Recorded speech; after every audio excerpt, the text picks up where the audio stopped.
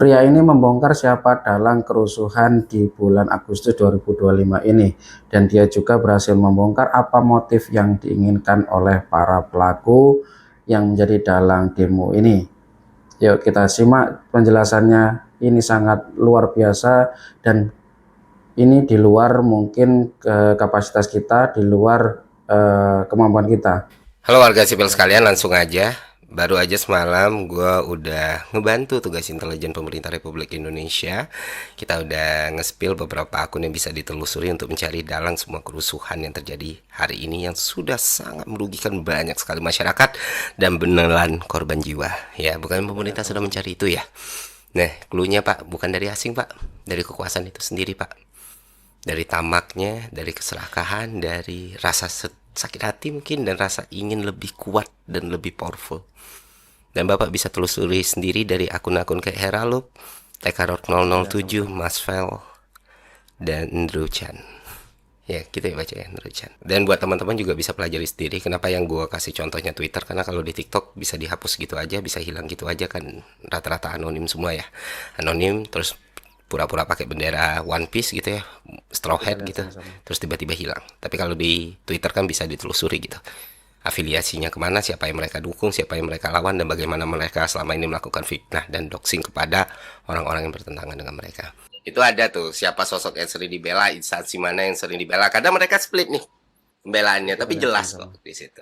Dan itulah alasan kenapa akun-akun ini harus diperiksa dan ditelusuri. Kalau memang pemerintah benar-benar pengen tahu siapa dalang semua kerusuhan ini. Selanjutnya, teman-teman, kita semua sama-sama melihat ya hal-hal paling buruk yang bisa kita lihat gitu. Dan kita semua sama-sama bisa melihat semua pihak bermain gitu. Kita melihat entah itu polisi, entah itu TNI, entah itu presiden sekarang, entah presiden yang sebelumnya, entah itu pendukung rezim sekarang, pendukung rezim sebelumnya, atau pendukung orang yang gagal menjadi rezim, semuanya sudah bercampur jadi satu gitu. Tapi yang pasti, dan jadi salah satu tujuan gue juga kenapa gue ngebongkar ini di awal adalah bukan masyarakat, bukan mahasiswa, bukan buruh, bukan koalisi masyarakat sipil, atau bukan gerakan rimpang yang memulai semua kerusuhan ini. Jadi kalau ada pihak-pihak yang mencoba menunjuk tangan teman-teman ini semua, ya udah gugur sendiri, karena apa yang sudah berhasil kita tunjukkan kepada publik. Artinya apa? Artinya di hari Minggu ini ada satu goals yang ingin dituju oleh pihak tertentu. Dan mungkin teman-teman juga udah terinfo ya, karena udah banyak sekali buktinya yang tersebar di sosial media. Tujuan tersebut tak lain tak bukan adalah menciptakan negara dalam kondisi darurat militer. Kenapa ini harus dilakukan? Karena dengan ada darurat militer, banyak hal yang bisa mereka lakukan dan kekuasaan mereka akan semakin melebar. Bukan cuma soal tindakan kekerasan, bukan cuma soal tindakan pengamanan, bahkan penyitaan aset untuk kepentingan negara bisa dilakukan ketika negara berada dalam keadaan darurat militer. Nah, rencana darurat militer ini butuh satu elemen paling penting, yaitu aksi massa yang masif, supaya jadi delegitimasi untuk ditetapkannya status darurat militer. It all make sense sekarang teman-teman. Yes, itulah kenapa sekarang kalau misalnya lu melihat teman-teman lu udah terkapar, kawan-kawan lu udah susah gitu ya, udah ada aksi represi, terus lu coba untuk menyuarakan ayo pulang atau menjaga teman atau kita mundur, akun lu seketika akan diserbu buzzer-buzzer. Yang pasti satu, mereka selalu private akun, kedua beberapa nol, kosongan, ketiga fotonya AI, keempat pakai foto orang lain. Dan jumlahnya bisa puluhan ribu. Ini yang disebut sebagai cipta kondisi.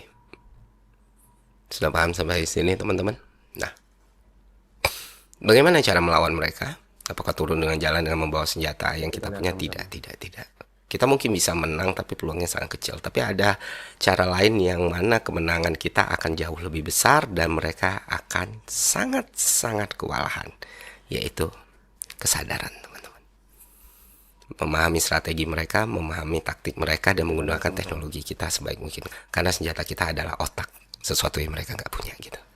Dan gue berterima kasih sekali ke seluruh teman-teman, seluruh gerakan kolektif yang tiada hentinya saling berinteraksi satu sama lainnya dari kemarin, seluruh teman-teman public figure influencer ya yang tidak capek menyuarakan untuk saling menjaga satu sama lainnya. Kuatkan mental dan hati kalian teman-teman dari serangan-serangan buzzer seperti itu. Cuekin aja, karena kita tahu ya kita melakukan ini untuk keselamatan banyak sekali nyawa manusia.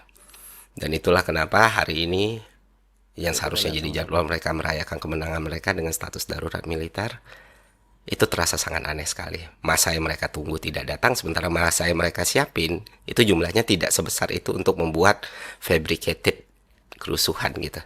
Nggak mungkin kan kalau masanya sedikit mereka bakal halte fasilitas umum untuk membuat semua masyarakat makin marah dan situasi sama chaos. Jadi kayak dagelan sendiri ya kan. Ya, sekali lagi ini Pak, pemerintah yang masih waras, yang masih punya cita-cita dan tujuan yang sama mempertahankan Republik ini sebagai tempat yang aman, nyaman, dan sentosa gitu, dan damai dan hangat ya. Keputusan dan tindakannya ada di tangan kalian gitu. Masih sibuk dengan gimmick atau produk PR yang lain tanpa melakukan tindakan tegas, tanpa melakukan tindakan konkret yang dibutuhkan masyarakat, maka ya keadaan akan semakin buruk Bapak Ibu semua gitu. Dan sebenarnya tuntutan masyarakat kan nggak berat-berat amat ya. Pertama, semua rencana lu untuk naikin tunjangan anggota dewan itu batalin aja semua. Mereka sudah melakukan hal yang buruk, ngomong hal yang buruk, dan menciptakan semua kondisi ini jadi semakin buruk. Ya cabut beberapa tunjangan yang mereka punya. Ya anggota-anggota dewan kita yang menyiram minyak ke api, walaupun mereka sudah minta maaf, walaupun mereka sudah mengatakan nana ninu gitu.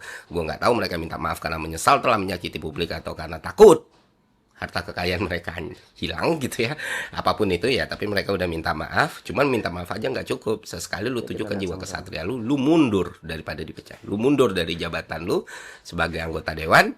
Seenggaknya itu sedikit menyelamatkan kehormatan lu, karena lu udah menyakiti pihak yang paling nggak boleh lu sakiti, yaitu masyarakat yang lu wakilin. Masih ada sisa-sisa harga diri, kehormatan, dan keselamatan yang bisa lu simpan. Ketiga, instansi polisi juga harus berbenah gitu. Seperti yang kita ketahui, walaupun kita sering mendapatkan, seperti yang kita ketahui di lini masa banyak juga TNI yang ternyata tertangkap, yang ternyata juga memprovokasi dan lain sebagainya. Itu tidak menafikan atau menegasikan kesalahan fatal yang dilakukan institut kepolisian. Salah satunya yang paling menyayat hati adalah aksi kriminal yang dilakukan kepada Afan, driver online, yang membuat semua masyarakat Indonesia marah. Dan seharusnya jenderal-jenderal bertanggung jawab atas situasi ini. Ditunggu mundurnya Pak. Dan untuk 7 orang tersangka gitu, tolong proses hukumnya setransparan mungkin dan seadil mungkin ya, karena banyak sekali yang mereka sakiti. Janganlah pakai 20 hari, 30 hari langsung penjarain, kalau perlu hukum seberat-beratnya. Inkompetensi, ketidakmampuan, ketidakcakapan instansi Polri kita, yang mana mungkin itu bisa dievaluasi besar-besaran juga ya, penerimaan BRIMOB-nya. Jangan dari SMA umur 17-18 tahun yang masuk polisi cuma terobsesi biar bisa halu deh gitu. Nah ini hasilnya nih. Semua kerusuhan ini salah satunya hasilnya dari obsesi halode ini. Anak-anak yang masih membara, masih pada muda jadi anggota kepolisian, disuruh ngalau massa. Inilah yang terjadi, dan inilah yang membakar dan membuat semuanya semakin runyam. Antara kebencian dan kemarahan massa bercampur sama agenda, membuat masalahnya semakin kompleks. Tapi sekarang kita udah paham teman-teman. Oh ya, terakhir tambahan untuk wartawan yang sudah ditangkap, wartawan TV One, tolong dibebaskan kawan kami, teman kami, Leo Chandra ya. Dan kalau semua ini Bapak Ibu lakukan, maka ya besar kemungkinan situasi akan merendah dan kita akan kembali kepada aktivitas kita masing-masing, karena nggak ada yang mau terus-terus berada di situasi yang genting dan penuh ancaman. Dan terakhir buat public figure, buat influencer, buat tokoh publik yang udah terkenal, yang punya suara, yang punya follower, gue tahu ada banyak hal berat yang kalian alami ketika bersuara ya, termasuk tuduhan, termasuk fitnah dan lain sebagainya. Gue cuma bisa ngomong, teman-teman sebagai seorang kawan ya, kuatkan mental kalian gitu, kuatkan hati kalian, kuatkan batin kalian, karena satu suara kalian bisa berarti dan bisa menyelamatkan banyak orang teman-teman. Jaga kawan-kawan kita, jaga masyarakat kita. Ya semua orang kita lihat sama-sama pantas untuk mendapatkan Indonesia yang lebih baik, Indonesia yang lebih aman, Indonesia yang lebih sejahtera, dan Indonesia yang lebih hangat untuk diri kita dan anak cucu kita. Itu aja dari gue, semoga bermanfaat teman-teman. Terima kasih sekali lagi ya, semoga kita baik-baik saja dan terus baik-baik saja.